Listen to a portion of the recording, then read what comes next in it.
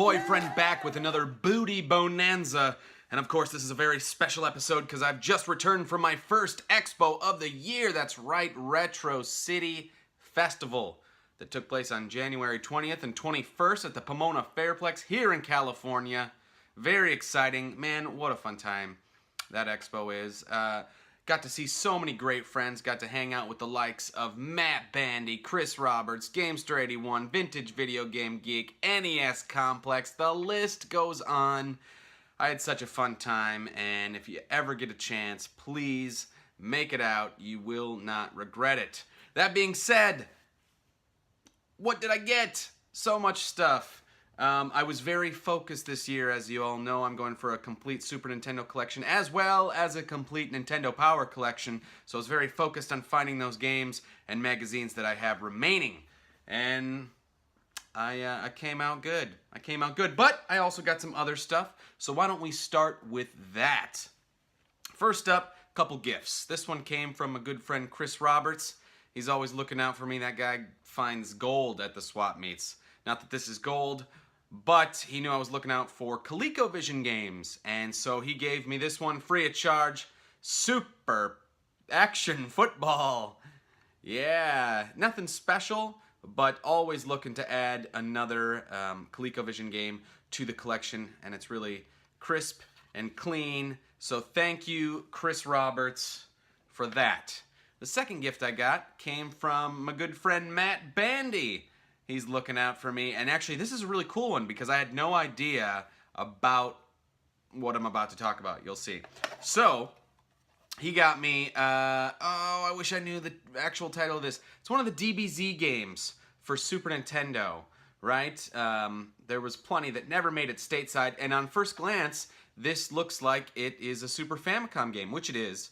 But Super Famicom games are known for being difficult because you can't play them on an NTSC Super Nintendo. However, this is no ordinary Super Famicom game. No, this came all the way from the Philippines, and if you didn't know, which I didn't, Matt told me, games from the Philippines have these little things carved out, which means you can play them on an NTSC system. That's the only thing that stops it from being played on normal Super Famicom games. This is filled in, and you can't plug them in.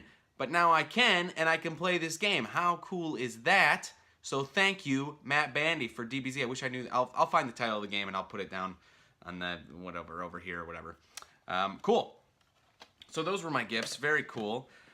On to the expo itself. First thing I found, I started walking around, got in early, because if you got your thing online, you got a 1 hour early access, which is always recommended because you get first dibs. And so I'm walking around, looking at all the tables, and the first thing I spot, I just had to go up and ask. And dude, it was, I asked him the price. He gave me a really good price. I couldn't resist. I knew I had to have it. It's not even a video game. What is it? Little Roddy Piper, or Hot Rod Roddy Piper, classic Hasbro WWF action figures. He's even got a little spring in his arm. He's got the punching action. And in really good shape. I really hope you can see this. Yeah, this Piper action figure is awesome. I couldn't pass it up. Now he joins my my Macho Man on the shelf. So yeah, you don't run across these very often, especially in this kind of shape. So had to pick it up. Good price. Welcome to the collection, Hot Rod. Next, I found one Game Boy Advance game. Didn't get any other portable games. And this was a game that I was looking for, but forgot I was looking for, so I wasn't really on the lookout for it. However, when I saw it, and then I saw what they were asking for it, I was like, oh, crap.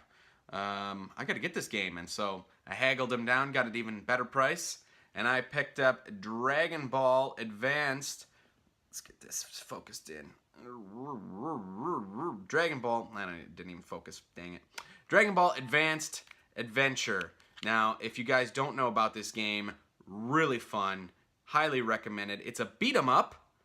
It takes place, in the Dragon Ball universe, so I think it follows the first few sagas in Dragon Ball, but really fun, hard to come by, and yeah, just happy to have it in the collection. Really fun. Check it out. All that's left, Nintendo Powers and Super Nintendo. So if that's what you came for, stick around. If not, well, that's what you're gonna get. So, there was actually only one vendor at the entire expo that had Nintendo Powers, and so I guess I was lucky for that. And I scoured them. I ended up finding, I want to say only 3 that I didn't have, but then I found a few more that I did have, but I was missing inserts or whatever special stuff is inside, and so I'm always looking to upgrade, and I actually found some really good ones to upgrade. So, without further ado, this is an upgrade, and it is Volume 114 with Legend of Zelda Ocarina of Time. Forget that price. I actually paid less. That was a really funny haggling story. I asked, because apparently I got two stacks of Nintendo Powers, one from one seller and one from another. They were at the same booth, though, and I had asked if, you could come down on the price, what's the best you could do. This was on Sunday, the last day of the expo. And he said, we came to a firm price. And he's like, now let me just check with the other guy. Calls over the other guy. That guy knew me and the first dude were haggling. And so he's like, just do him for this. And it was lower than what me and the one guy had settled on. And so the other guy was like, well, I guess that's what you're getting him for. And I was like, heck yeah. Oops, sorry. Get some better. There we go. I'm trying to get some better light on me. So anyway, yeah. So I got them for a really good deal.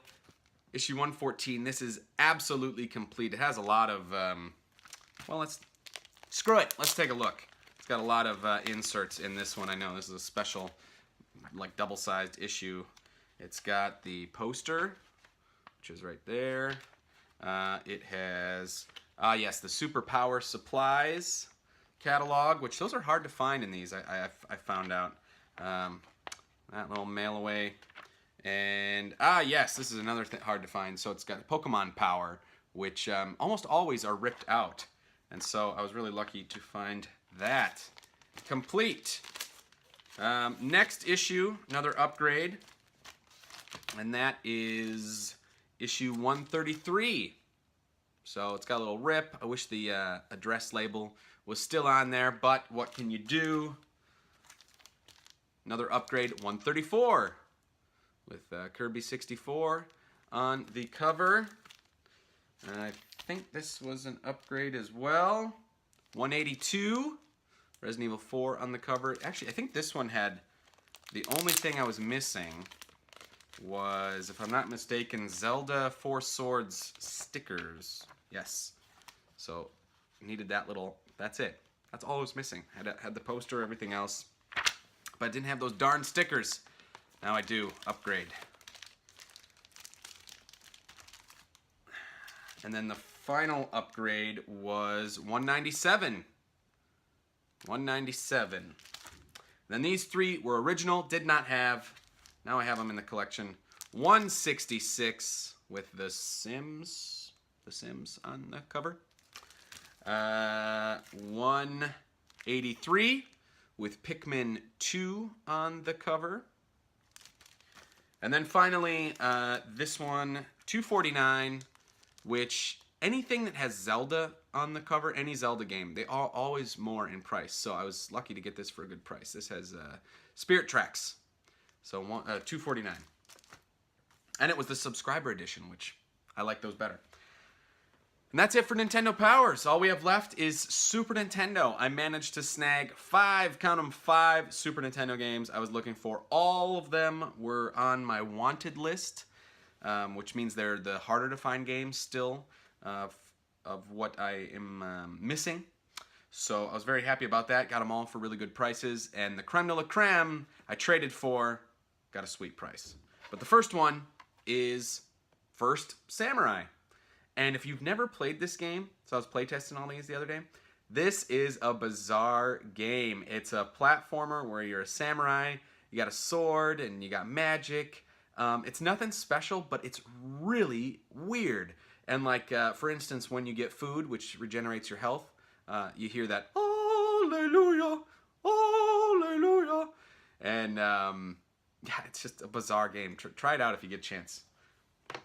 This one I'd been looking for forever. I don't know why I never see it. It's not like it's that hard to find, but I just never saw it. And so this was, I think, the first Super Nintendo game I got at the expo, and that is Pack in Time.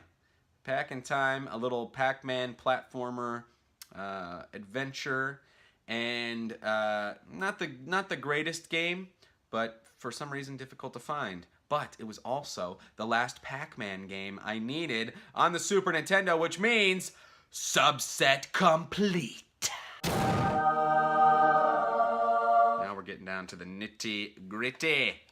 Got another soccer game. As I've said before, there's like a million soccer games on the Super Nintendo, and this is one of the harder ones to find. It's in a nice little case here. Actually, I'm going to take it out so there's no glare. And that is International Superstar Soccer Deluxe. Konami game, soccer, hard to come by. In fairly good condition. This has a Japan label on it, but there is some wear on the edge there. Nonetheless, good to find that one. Then I got a beat 'em up that I had passed on for so long, and the price just kept going up. Managed to get this one for a good deal. Haggled the guy. He just gave me a really good price on it. So I picked it up. Really good condition. And that is Legend. Legend, which if you've never played it, it's similar to Knights of the Round, I guess. It's got that like medieval beat 'em up kind of vibe to it. But this one just keeps shooting up in price. Like I said, got a nice minty label on it. So I was happy about that. And finally, the creme de la creme. This was one of the like top 5 games I still needed as far as price. And so I brought a bunch of stuff to trade, and the guy did take a few things, and then I shot him some cash. Ended up being a really good deal.